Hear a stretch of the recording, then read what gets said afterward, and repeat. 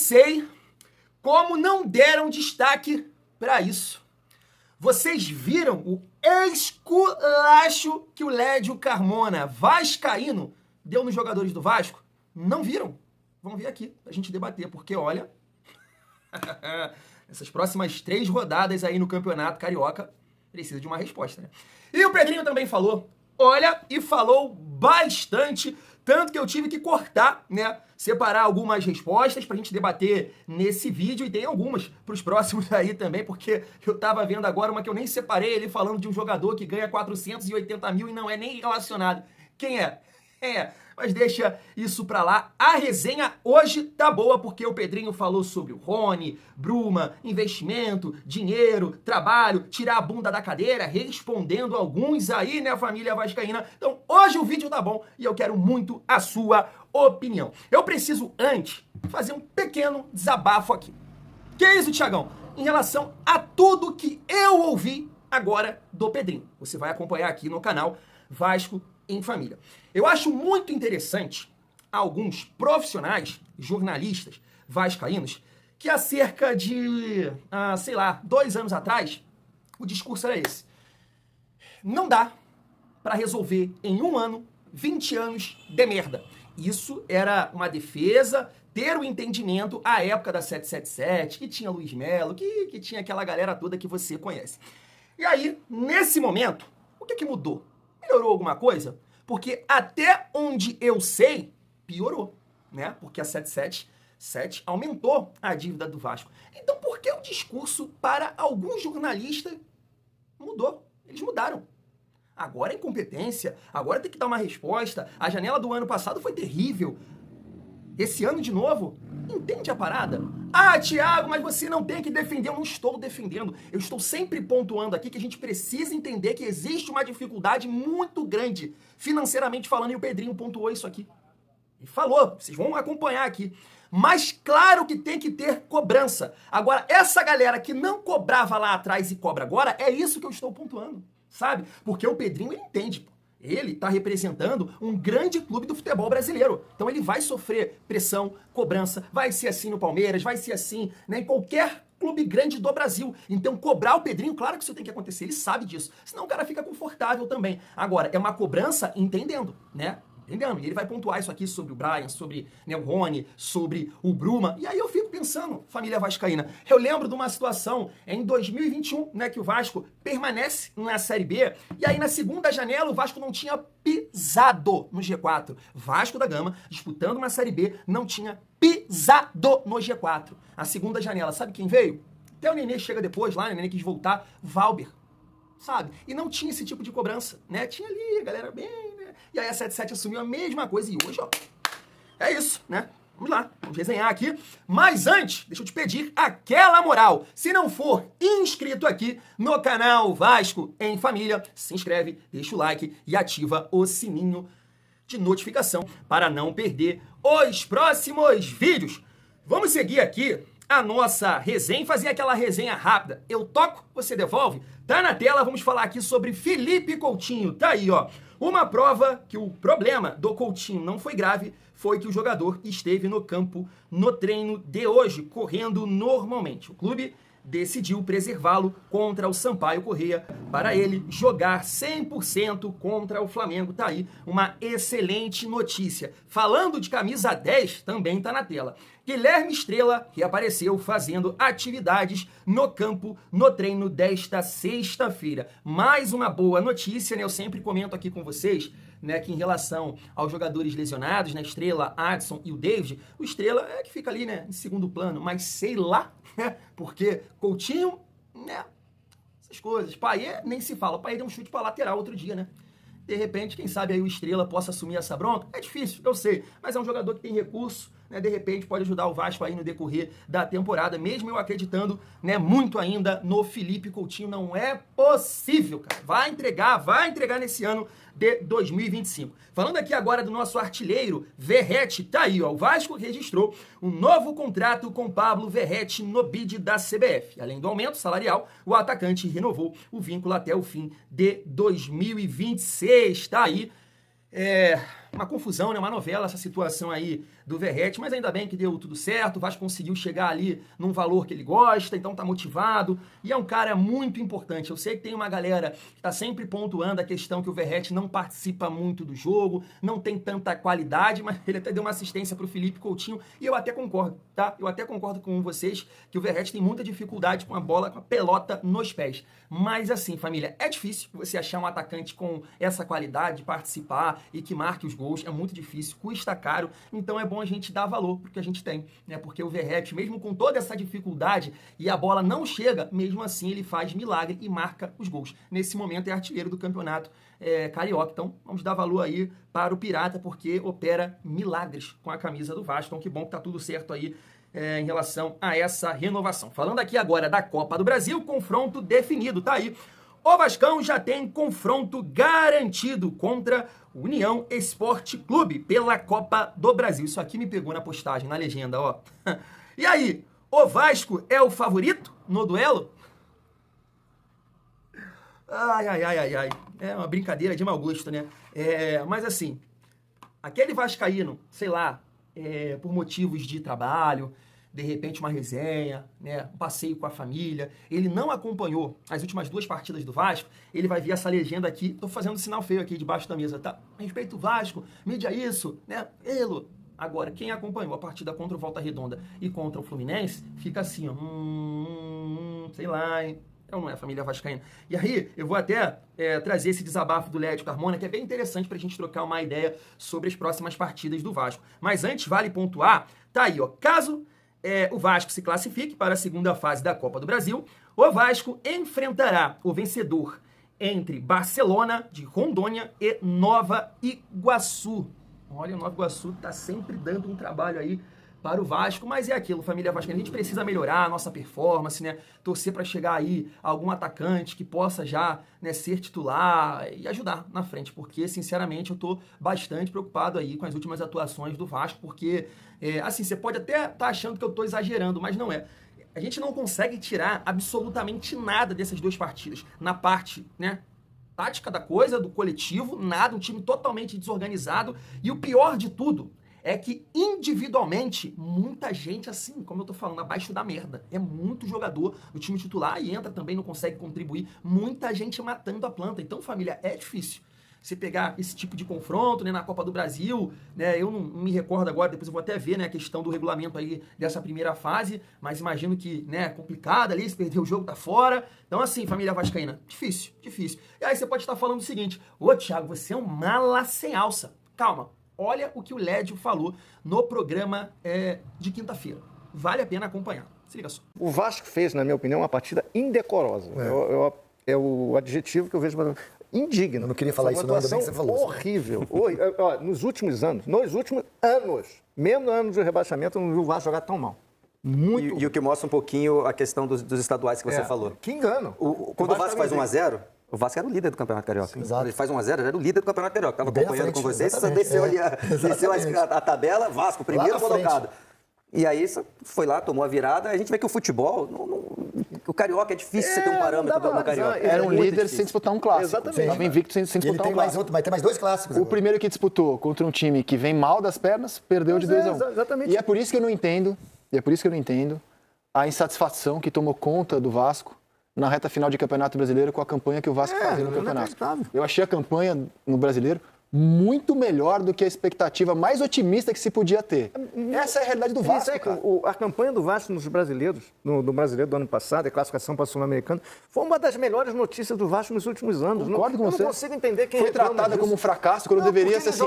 Graças a Deus, parabéns Vasco pelo brasileiro que fez. Não tinha condição de jogar Libertadores esse ano, desculpa. Não tem, o Vasco tem time para jogar. Competir na Sul-Americana. Chegou na semi da Copa do Brasil e fez uma campanha super segura de brasileiro. Cara, foi um ano assim muito acima do que deveria ter sido pela qualidade do elenco, cara. Não dá. E por aquilo, qualidade do elenco é bom deixar claro, por aquilo que dá pra fazer hoje no Vasco.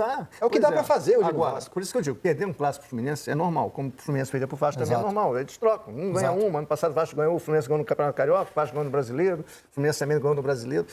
É a forma como o Vasco perdeu. O Vasco perdeu. Todo mundo no meio campo jogou mal, os 2 laterais jogaram mal. O Verratti não recebeu uma bola. Lucas Oliveira mal. A zaga perdida.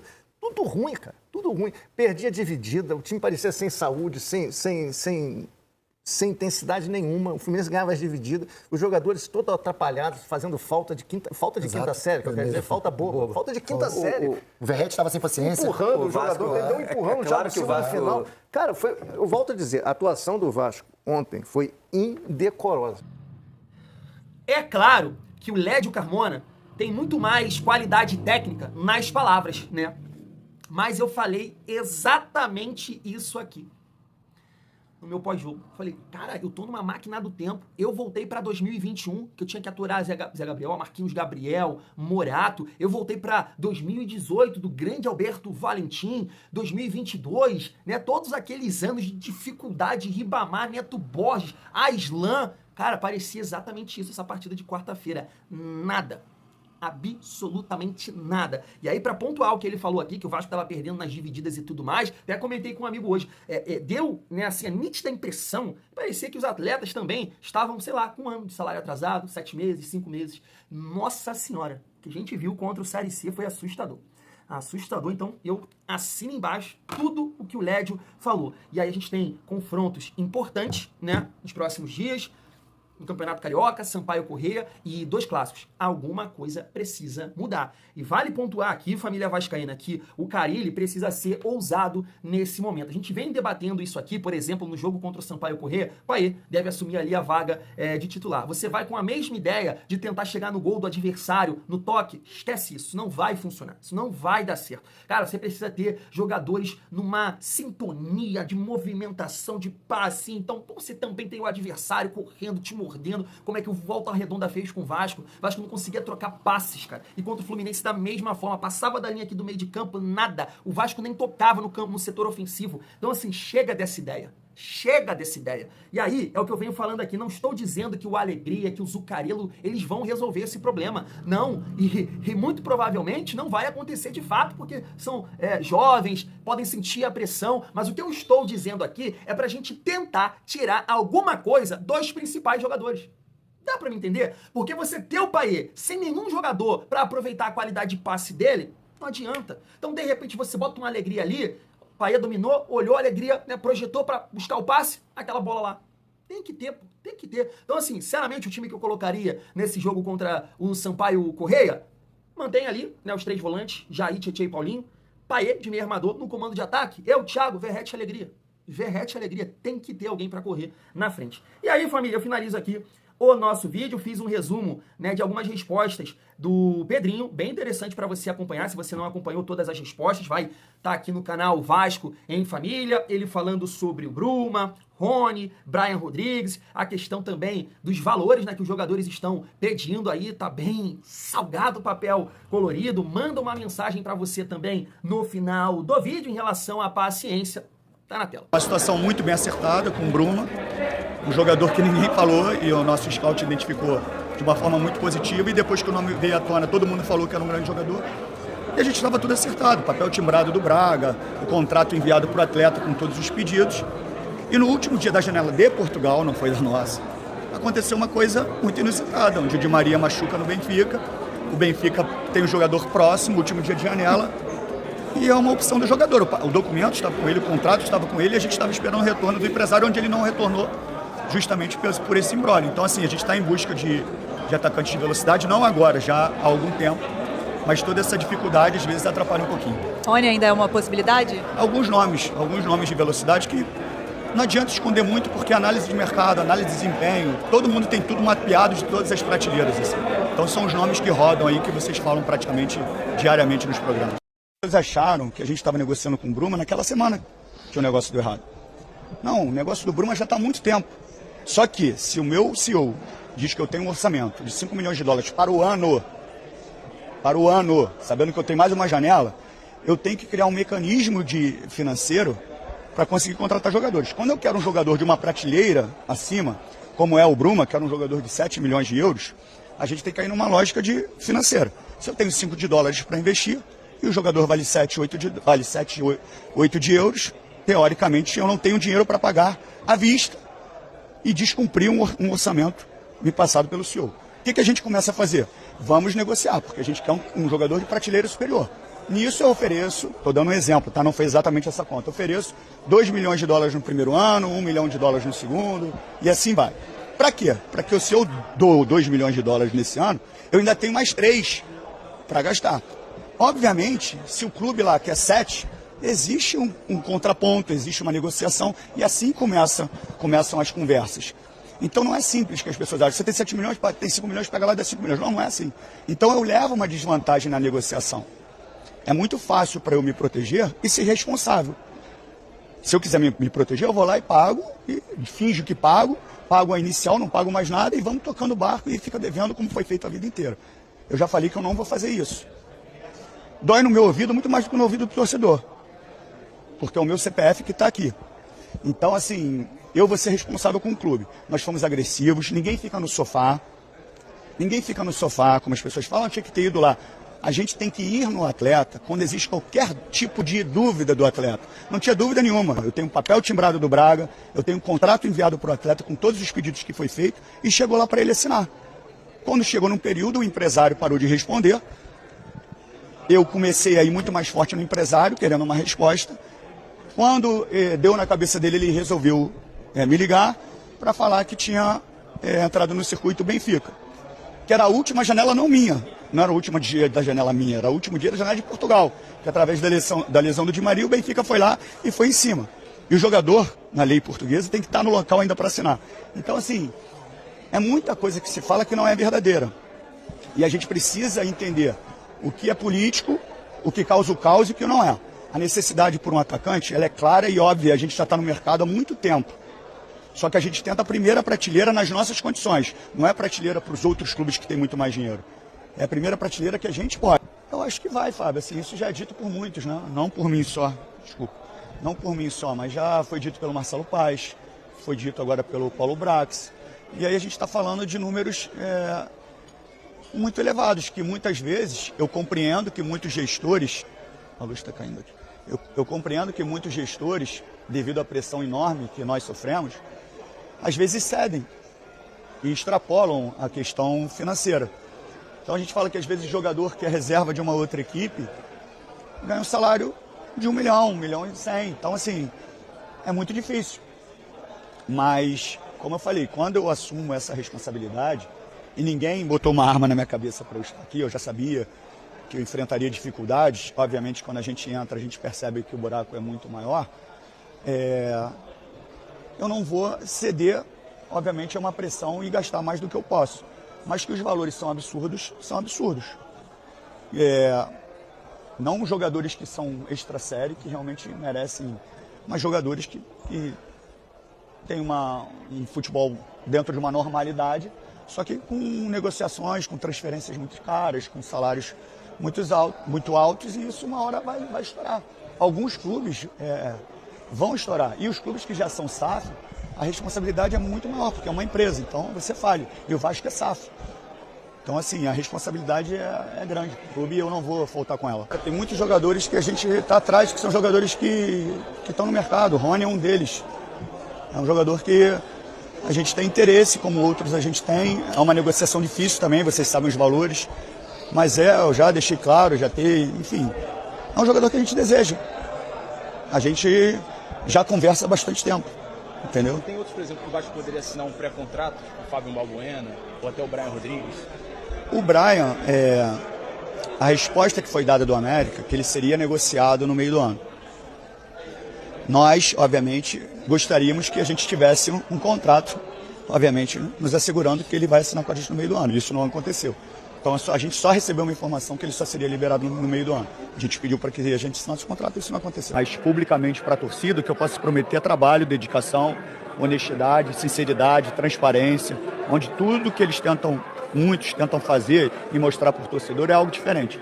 Então, assim, a torcida do Vasco, ela tem direito a tudo, eu sempre falei isso. A gente vai para Manaus, está lotado, a gente vai para Brasília, está lotado, a gente vai para Cariacica, está lotado, Espírito Santo, né? Então, assim, o torcedor do Vasco ele pode tudo. A torcida do Vasco vai para o Vasco hoje justamente pelo clube, pela instituição. Muitas vezes, nos anos 80, 90, desfrutavam ali do jogo mesmo, sabe? Hoje a torcida é apaixonada cada vez mais pela instituição, por ela mesma. Então, assim, a torcida do Vasco tem direito a tudo. Eu não vou, já falei muitas vezes, eu não vou pedir paciência para a torcida do Vasco, não. A torcida do Vasco, para mim, a única coisa que eu não aceito é violência. O resto, cobrança, insatisfação, não tem direito, cara. A torcida do Vasco é mais fiel e eu vou trabalhar para que a gente possa dar alegria para ela. Aí, família, amanhã a gente comenta essa informação aqui porque eu preciso ler, né? Mas parece, tem algumas fontes aqui dizendo que o Vasco fez uma última proposta aí para o Rony, mas à tarde eu tava vendo que o Galo também, né, tá interessado nesse jogador e vai colocar uma proposta na mesa, quer contar com o Rony aí pra temporada 2025. Em relação ao que o Pedrinho falou aí, cara, é o que eu bato aqui, né, vídeo após vídeo. A gente tem que cobrar? Claro que sim. Claro que sim. Ele tá à frente de um grande clube, ele sabe disso. Então a cobrança ela vai existir, né? Ainda mais entendendo que hoje não é nem uma questão de você contratar para você falar assim, caramba, para brigar por títulos, não é o caso, para mandar bem no Campeonato Brasileiro, para chegar longe na Copa do Brasil, sonhar com a Sul-Americana. Não é esse o caso, Sul-Americana, não sei se eu falei correto. Não é esse o caso. Hoje, se o Vasco não contratar, o Vasco corre um sério risco de brigar para não cair nessa temporada. E isso, né, podendo acontecer, essa possibilidade atrapalha demais a questão da reestruturação financeira, você jogar uma segunda divisão.